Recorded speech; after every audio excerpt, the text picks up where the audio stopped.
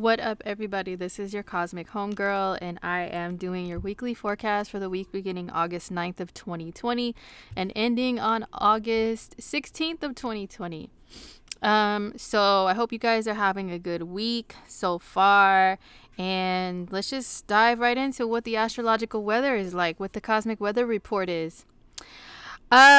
So Yo, I'm not gonna lie. There's a lot of tension in the air right now, you guys. A lot of tension, mostly due to Mars in angry ass Aries. Let me tell you, Mars in Aries, he's really doing his thing. He's marching along like an angry soldier, just with a mission in mind and not letting anybody get in his way.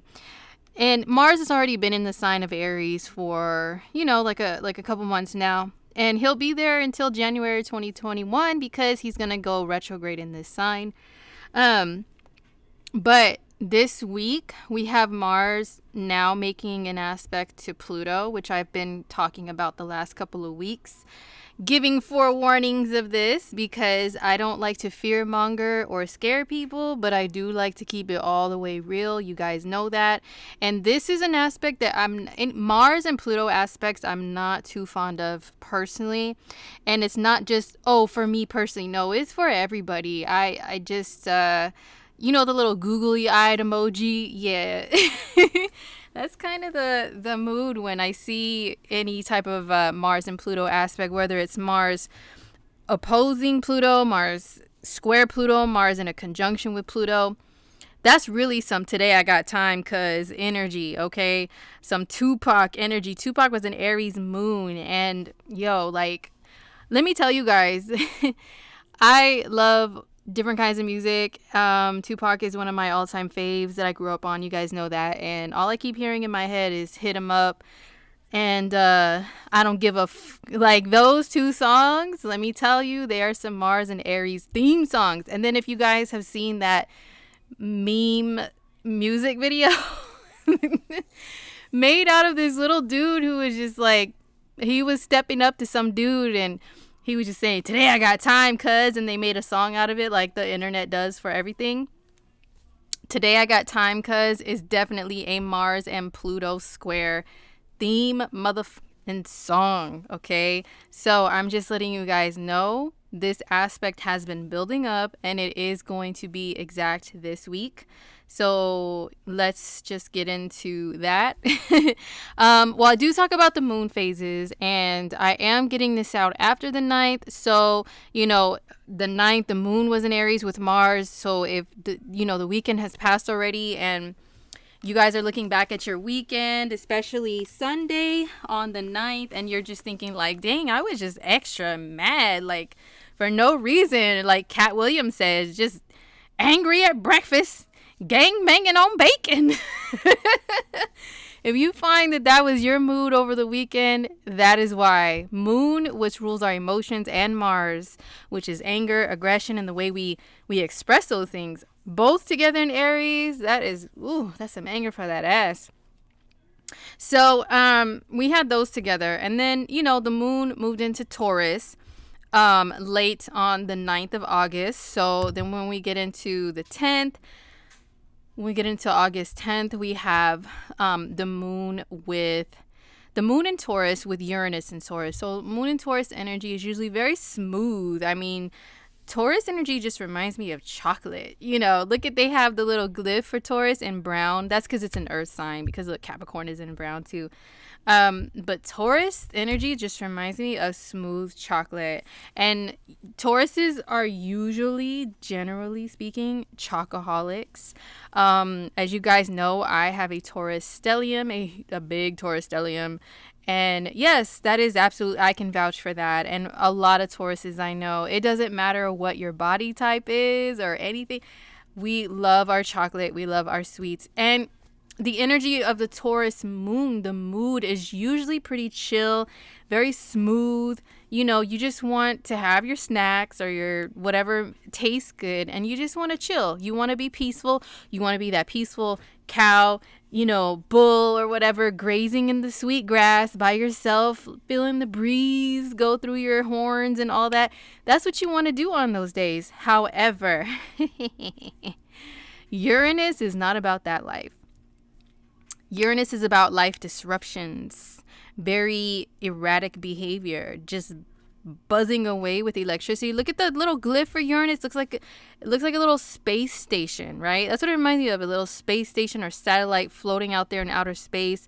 And it's just like like sending all these messages here to planet Earth, or the satellites that they use probably for cell phone connections, and that make your text messages go through invisible waves, because Uranus, it rules the sign of Aquarius. So look at the waves. That's invisible waves of transmitted data through radio waves, internet waves, any type of communication waves that you cannot see, but they do exist. Uranus rules all that stuff.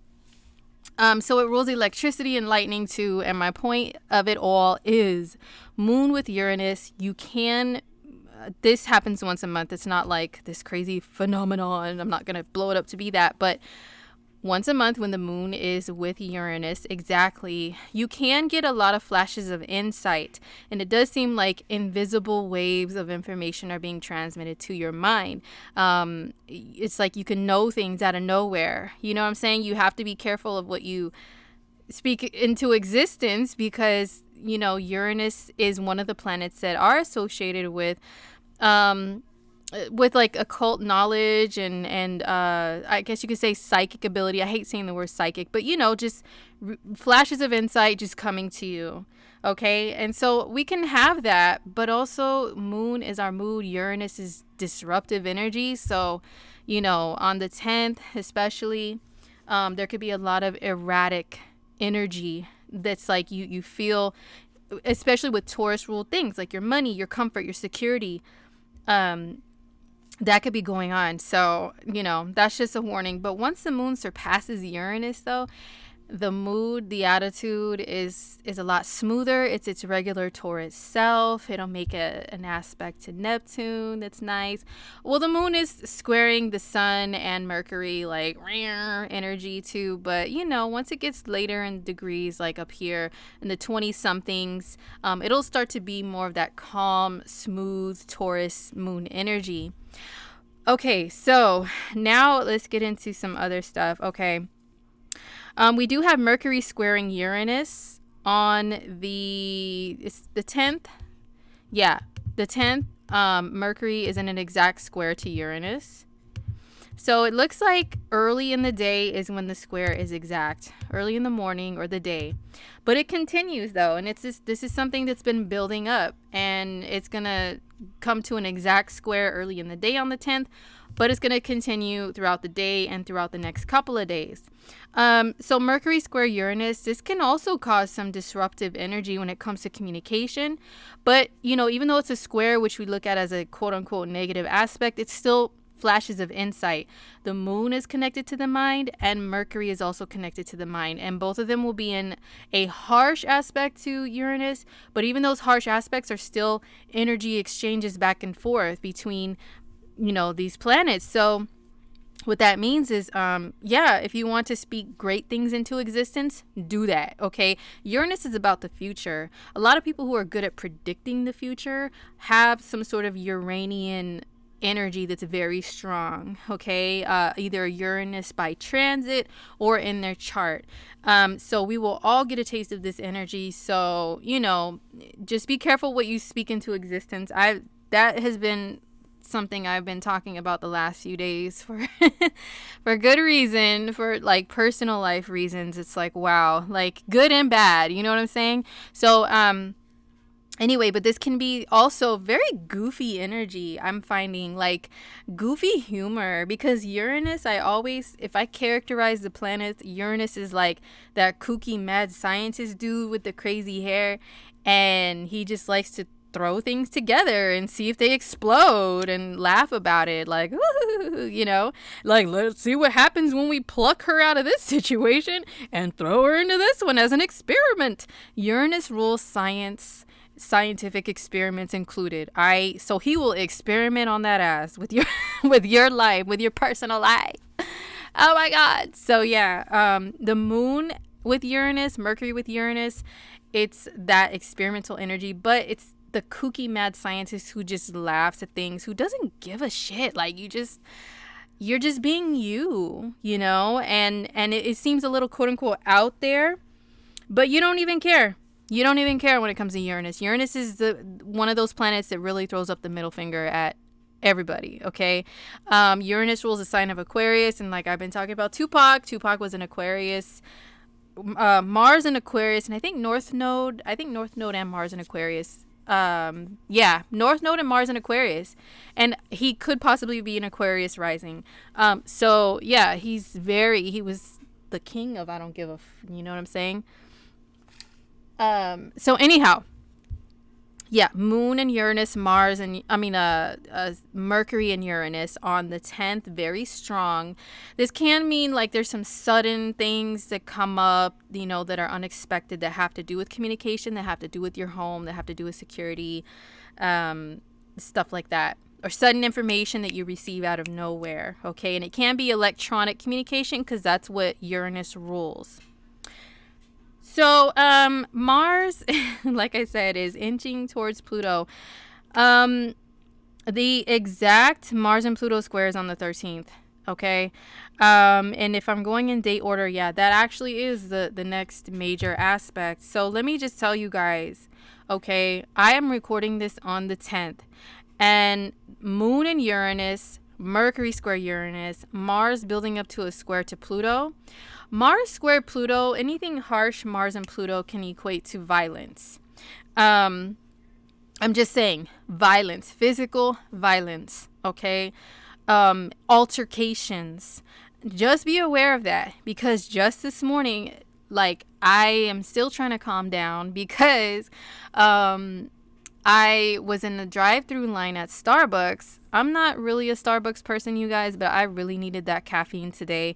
Just doing the most. One of my kids just started school today, and I usually have a very late schedule, and I had to get up extra early and still do everything else and still go to work and all of that. So I just needed a little extra boost or whatever's.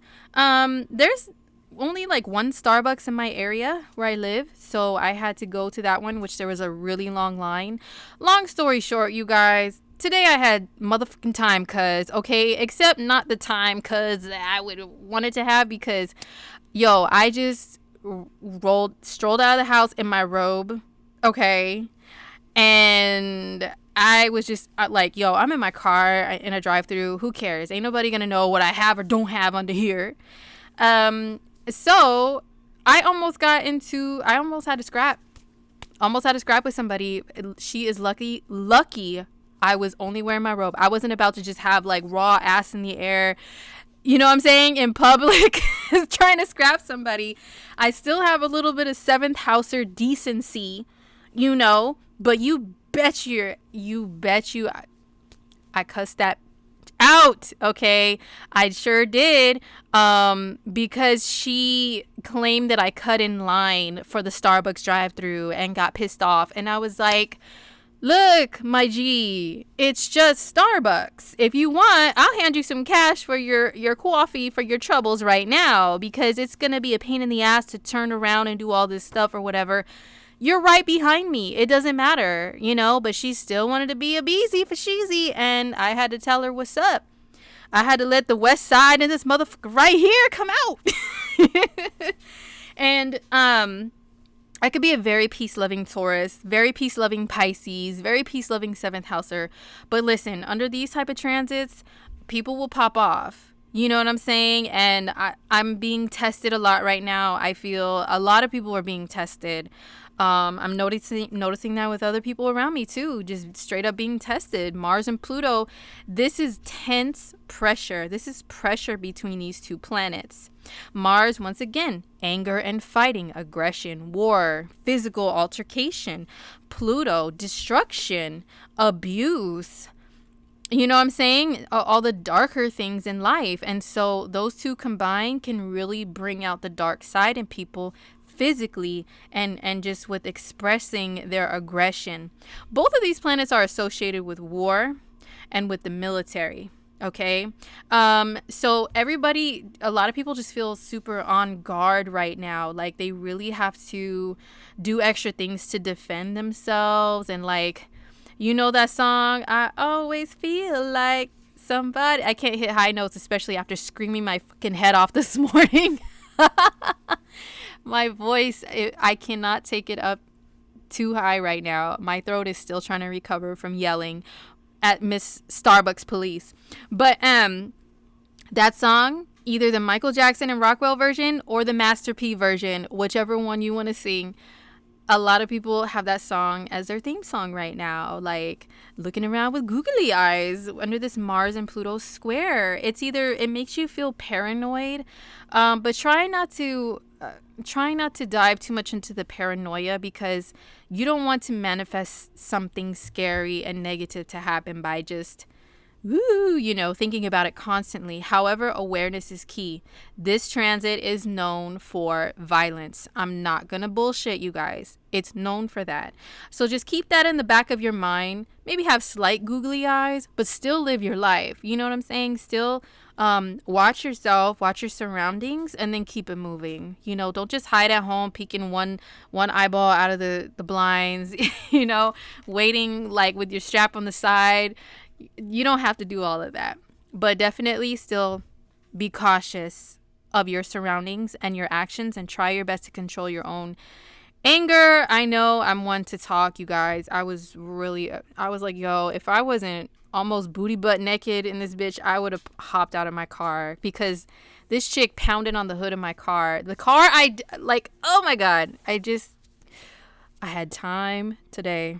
Anyhow, so Mars and Pluto square. Try to be aware of the attitudes of everybody else around you. And if people do have major attitude, if they're serving, major stank face or whatever, just try not to give in and try to be the bigger person and rise above that if you can. Try, okay? Mars and Pluto square. Now, I talked about this before, you guys. Anything Mars and Pluto can be stalkerish behavior, obsessive behavior, motherfucking creepy McCreepersons just doing their thing, so really be mindful of that too. Obsession is Mars and Pluto. However, I will be a seventh houser and say there's two sides to the coin with obsession. And plus I'm a Scorpio, so that's our thing too. Okay. Obsession, when it comes to Mars and Pluto, can mean extreme focus, having the drive to go towards a specific target and not let anybody or anything get in your way. And you'll want to destroy anyone or anything that does try to get in your way and disrupt you from getting to your target. Okay. So that can be good if you have something to achieve, something to accomplish, some fitness goals to, this amps up the physical activity for you to push yourself and go the extra mile too. Okay. So that can be really dope for Mars and Pluto square. What else is it good for? Yeah, just extreme laser sharp focus with goals, with making a target. Okay, because Mars has the arrow that's, it's shooting towards a target. It's pulling you towards a target. So just remember that there is a good side to it, but still watch yourself. All right. So we have the moon in Taurus from the 11th. Until the 12th. From the 10th to the 12th. So on the 12th, the moon goes into Gemini. And this lightens up the mood. Gemini moon days are usually pretty fun. There's pranks and memes galore just flying, even more than usual. The small talk and the chatter, for some people that could be annoying. But for some people, it's like a shift in energy, you know what I'm saying, that is positive and lighthearted amongst all the heavy Mars and Pluto, like, you know what I'm saying? This is lightening up a little bit, cracking a few jokes, watching some comedy, That's what the moon and Gemini days are for. But try not to tap into the gossip of it all, okay, with the moon and Gemini days. Gossiping and stuff like that. Just, it's no bueno. Just don't do it. Okay, moon and Gemini, the 12th and the 13th. And then remember what I said about Mars and Pluto. The 13th is the day. It's the day, early in the day or whatever, depending upon where you're at. It could be early in the morning. Let's see. So, yeah, it's like just as the day switches to the 13th of August over here in the western U.S. But if you are elsewhere east of that, then Mars and Pluto square will be exact, probably like in the, the middle or early day part of the day. But yeah, that's when it's exact. So, you know what I'm saying? Everything I discussed, good and bad, just really keep in mind for the late at night on the 12th, into the day on the 13th. It's like that pressure is really building up and really intense and exact at that time. Okay, I know some people could be locked and loaded. I am I'm not gonna lie.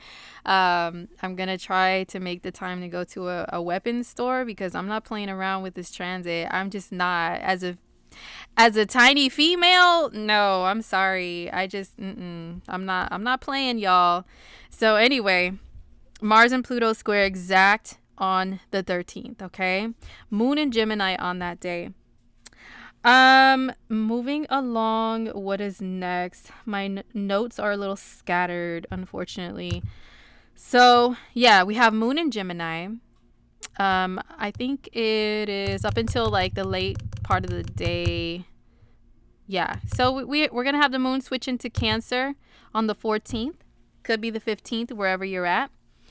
So the moon will switch into Cancer. The moon will actually be in a conjunction with the North Node, excuse me, which happens every month. It's not like some crazy rare thing. But I find that the North Node amplifies things. So whatever planet touches the North Node, it's amplified and magnified. They say that the North Node is Rahu, which is the dragon's head, and it has an insatiable appetite. And I learned that from Astrolata, by the way. The lovely Miss Lotta. And so, the moon in a conjunction, the moon is emotions. And especially when it switches to Cancer, it's like your emotions could be a little bit erratic when it's in Gemini, especially. And then when it goes into Cancer, Cancer, the moon is at home in Cancer, super mad emotional, so just be aware of that. But the moon will eventually come into a conjunction with Venus, which is absolutely gorgeous, darling. Moon and Venus energy looks like I think it's going to be more so on the 15th that we have the moon and Venus very close together.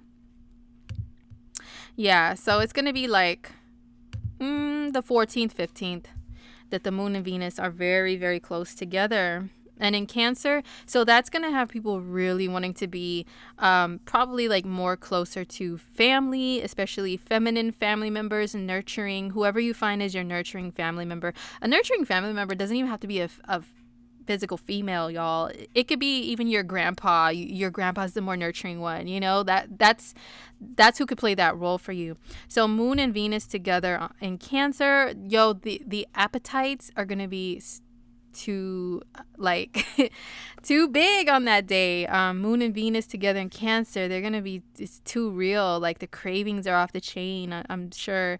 The need for comfort, security, hugs, validation. Some people, when there's Cancerian energy in the air, they take it to this other level to where they're like, saying they'll post things like on their social media. And they'll be like making announcements that make people run and chase after them with concern, which is very, very irritating for the rest of us. Like they can see right through it. Like, dude or girl, we know what you're doing. Just stop, okay? Oh my God. Yeah. So people can take that Cancerian energy that far. Hopefully they don't. Speaking of, and I'm not going to talk too much about it because I don't want to offend anyone or make anyone think anything crazy. But Azealia Banks, who is a music artist. She gets a lot of criticism and scrutiny. And I'm gonna have to take a look at her chart and see what's popping, because she's posting some stuff online, and she has Venus in Cancer. Okay, she has Venus and Chiron in Cancer, and I have a lot of Cancer friends. I have Cancer family members, and let me tell you, they are notorious, and fourth housers, okay, or moon dominant people, and they are notorious for posting stuff on social media saying, oh, blah blah blah, just no one cares about me, blah blah blah blah, just so people will run after them and be like, oh my god, but I do care. And they're like, I'm gonna retreat into my shell. If you want me, you can come knock on my shell, and if you don't, that means you don't care. So like, I've had a lot of people, Cancerian people around me, do that over the years, and it's like, dude, come on. And then you reach out to them, and then they're like, no, I'm fine, and they do it all the time. So I'm really hoping, she has Venus and Chiron in Cancer. I mean, she's very wounded in her femininity, and and Venus is transiting Cancer right now. I really hope she's not just doing this as a little Cancerian stunt, okay? But Azalea Banks, she's also a Gemini sun and a Capricorn moon, from what I remember of her chart. And Geminis and Caps are honestly getting beaten by some of these transits, especially Cappies. Okay, Cap moon, the moon is your emotions, your inner self. Her little moon is probably catching a little beaten right now. And then plus we've had an eclipse in Gemini. Wait, do we have one? No, not yet. But the North Node is in Gemini. The current eclipse cycle is shifting to include Gemini. A lot of Geminis and Sages are losing their shit. Like a lot of the people that we've been reporting on, and even the ones I've been doing videos on, they have energy on this axis or on the Capricorn Cancer axis. And Azalea is included in that. So I really hope she's okay. I'm not trying to just crack a joke about it, okay? Because that type of talk is very serious. You never know. You just never know. But I really hope she's not just being a Cancerian and just saying, oh, I'm doing this and blah, blah, blah. So the people just run after her like, but I do care. Let me into your shell. I've seen it too many times. But hopefully she's going to be all right, okay? So on the 15th, we have Uranus going retrograde. Where's he at? He's in red. Anything in red is retrograde in this on this website, okay? So it gets up to 1042 Taurus and it goes retrograde. Is it the 15th or the 14th? Okay. So it looks like I wrote the date down wrong. It's more than likely it's considered to be the 14th. Yeah, it's the 14th of August. My bad. The 14th of August, Uranus goes retrograde. And Uranus will be retrograde for several months. I probably should have written the date down. Usually it's like several months. Actually, let's take a look. I have the ephemeris up, of course. Nerd life. Okay. So Uranus, goes retro here at 1042 of Taurus. Lord have mercy on Uranus buzzing right on my sun in my chart right now. Excuse me, but Uranus goes retrograde for the next several months. Yeah, I think it's in January when it goes direct. Anyway, the rest of the year, y'all, we'll look at the more of the days later. But the rest of the year, Uranus goes retrograde in Taurus. And it goes, back down to probably like 6 to 5 degrees of Taurus from 10. Okay, so Uranus retrograde. Since it's an outer planet so far away from us and the retrograde period is for so long, a lot of people may not even notice Uranus retrograde. So I'm not going to dive too much into it, but he's going to be retrograde. Okay. And anything Uranus ruled, it could be up for review or revising. So that's on the 14th, 15th. And we do have... I'm only covering up to the 16th. The moon is in Cancer over the weekend. The whole weekend the moon's in Cancer. So that's like that mood of just wanting to be home, be comfortable with family and people that you know. You know what I'm saying? Be in your comfort zone. cuddled up in the blankie watching Netflix with your favorite snacks, your favorite comfort foods, and all of that. Okay. So then the moon switches to Leo. Over where I'm at, it's late at night on the 16th, but everybody else, I'm pretty sure it's gonna be the 16th of, the 17th, Monday. But moon in Leo is gonna be, the mood switches up from sappy Cancer to fierce, sassy Leo, where she is going to keep on moving until we get to that new moon next week, which I will cover next week, in fierce, fiery Leo. So that's where we end the week, you guys. Remember that Mars and Pluto square could be a little brutal, a little vicious. You know, try to keep the attitudes in check of yourself and of others. And don't be scrapping or almost scrapping with people like me, just at simple little places that you go around the way. Lord have mercy. Well, that's because for me, around the way is the third house, and Pluto is in my third house, which is around the way. You know what I'm saying? And then Mars is in my sixth house of the everyday things that you do, you know, your little routines or whatever's. Like, you know, little places that you go day to day are both third and sixth house related. So, you know what I'm saying? It was just written that was going to pop up for me. But I'm still here. I'm still alive, still safe. I didn't have to punch a bitch in the mouth. And we're all good. So hope you guys stay safe and calm out there. And still guard yourself from La Rona, okay? I'm trying to look at my notes, see if I forgot anything for this week. No, I don't think I did. But if I did, I will try to post them on my Instagram, the horoscopes highlights. I try to keep up with the latest transits and give you guys my interpretations of them, as well as the app that I use, which is called Time Passages Pro. I post screenshots from that app. That app is like a lifesaver, you guys. Time Passages is really dope. And also Time Nomad is dope too. Time Nomad gives you notifications of the transits. If you plug in your own personal info, and especially if you have your birth time too, it'll give you notifications of like your personal transits, and then also the general ones too onto your phone.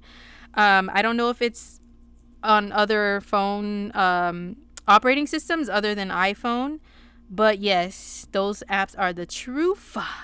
So try to download those if you can. Not sponsored, by the way. It's just a recommendation. But thank you guys for listening to all my crazy Uranian rambling for this week.